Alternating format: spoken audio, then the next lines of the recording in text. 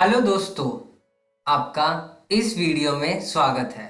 आज हम आपकी कक्षा 8 का अध्याय 8 पढ़ेंगे, जिसका नाम है एक चर वाले रैखिक समीकरण भाग 1।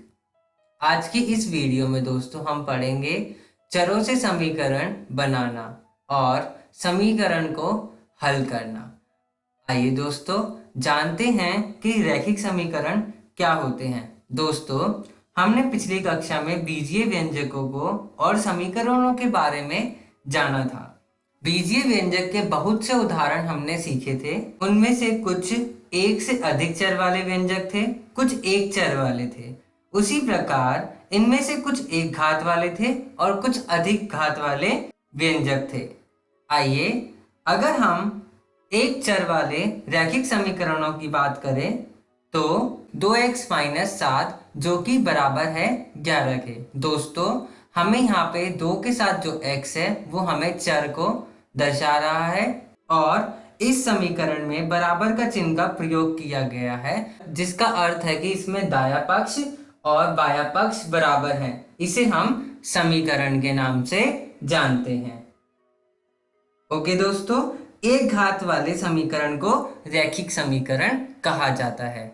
आइए अब चरों को जोड़कर कुछ समीकरण बनाना सीखते हैं। यहाँ पे हमें दे रखा है कि एक संख्या के 5 गुने में 10 जोड़ने पर 30 मिलता है। यानी एक संख्या के 5 गुने में 10 जोड़ने पर 30 मिलता है। यदि मान ले कि वो संख्या हमारे पास x है तो उस संख्या का 5 गुना होगा 5 गुना x यानी 5x। अब इसमें 10 जोड़ देते हैं तो हमारा क्या होगा 5x प्लस 10।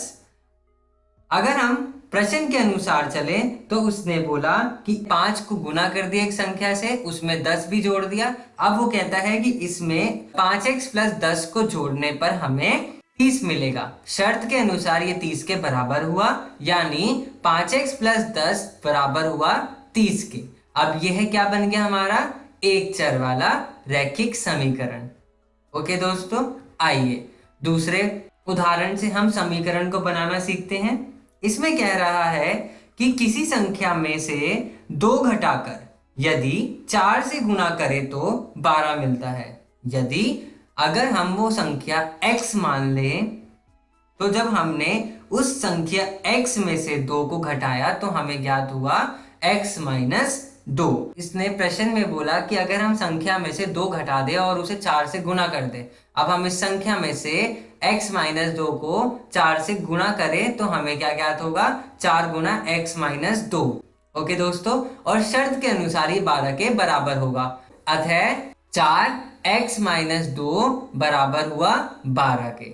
ओके दोस्तों, तो ये हमारा क्या बन गया एक समीकरण बन गया।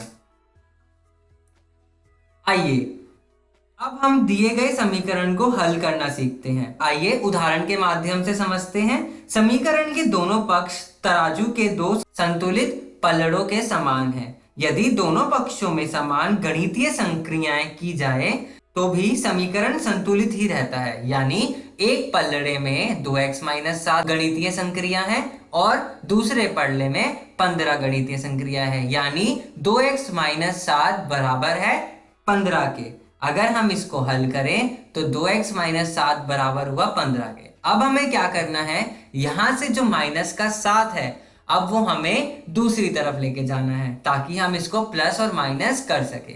यहाँ पे हमारे पास माइनस का 7 है, दूसरी जगह जाके ये माइनस का 7 प्लस 7 में बदल जाएगा। 2x बराबर हुआ 15 प्लस 7 के। 2x बराबर हुआ, जब हम 15 में से 7 को जोड़ेंगे तो हमें ज्ञात होगा 22, यानी 2x बराबर हुआ 22 के। अब हमारा x बराबर हुआ 22 भाग 2। अब 2 हमारा 22 के नीचे चला गया। अब जब हमने x बराबर 22 भाग 2 को काटा तो हमें ज्ञात हुआ x का मान 11। ओके दोस्तों, तो हमने जब समीकरण को हल किया तो हमें x का मान था वो 11 ज्ञात हुआ। ओके दोस्तों, आइए अगला प्रश्न करते हैं। यहाँ पर 2x प्लस 4 जो कि बराबर है 12 के, ये हमें एक रैखिक समीकरण दे रखा है। अब हम इस रैखिक समीकरण को हल करते हैं। अब हम +4 को बराबर के इस तरफ लेके जाएंगे तो ये हमारा बन जाएगा -4। तो 2x बराबर 12 -4। जब हमने 12 में से -4 घटाया तो हमें ज्ञात हुआ 2x बराबर 8। अब हमारा x बराबर 8 भाग 2 हुआ। अब हमने 2 को 8 से भाग करा तो हमें ज्ञात हुआ x का मान 4। ओके दोस्तों, आइए अगला प्रश्न देखते हैं। यहाँ पे हमें 2x भाग 5 -3 जो कि बराबर है 7 के दे रखा है। अब हमने यहाँ पे माइनस का जो 3 है वो बराबर के दूसरी तरफ लेके गए तो हमारा -3 हो गया +3। तो 2x भाग 5 बराबर हुआ 7 + 3 के। अब 2x भाग 5 बराबर हो गया, जब हमने 7 में 3 को जोड़ दिया तो 10 के बराबर हुआ। अब हमने 2x भाग 5 बराबर 10 भाग 1 लिख दिया। हम 10 को इस तरीके से भी लिख सकते हैं। हमने 5 की गुणा 10 से करी और इस 1 की गुणा 2x से करी। जब हमने इसको इस तरीके से किया, 2x को 1 से गुणा करने पर 2x आया, 10 को 5 से गुणा करने पर 50 आया। x बराबर हो गया हमारा 50 भाग 2 के। जब हमने इसको इससे भाग किया तो हमें x का मान 25 ज्ञात हुआ। ओके दोस्तों, आइए आइए अगला प्रश्न करते हैं। x प्लस x भाग 4 बराबर 20। अब हम इस x को x गुना 1 भी लिख सकते हैं और इस x भाग 4 को x गुना 1 भाग 4 भी लिख सकते हैं और बराबर 20। अब हमने देखा यहाँ पे ये दोनों x उभयनिष्ठ हैं। अब हमने इस x उभयनिष्ठ को बाहर लिया, अंदर हमें ज्ञात हुआ 1 प्लस 1 भाग 4 जो कि बराबर हुआ 20 के। अब हमने x 1 प्लस 1 भाग 4 जो कि बराबर है 20 को हमने इस रूप में लिखा, x 1 भाग 1 प्लस 1 भाग 4 बराबर 20 के। अब हमने इस रूप में लिखने के बाद इसका लघुत्तम समापवर्त्य किया। जब हमने इसका लघुत्तम समापवर्त्य किया तो हमें ज्ञात हुआ x 4 प्लस 1 भाग 4 बराबर 20। 4 को 1 से जोड़ने पर हमें 5 ज्ञात हुआ और हमने ज्ञात किया x 5 भाग 4 बराबर 20। अब हमने 5 की गुणा इस x से की तो 5x भाग 4 ज्ञात हुआ बराबर 20। अब हमारा 20 के नीचे कुछ नहीं है तो हमने 1 लिया। अब हमने इस 4 को इस 20 से गुणा किया और इस 5x को इस 1 से गुणा किया। 5x को 1 से गुणा करने पर और 20 को 4 से गुणा करने पर हमें 5x बराबर 80 ज्ञात हुआ।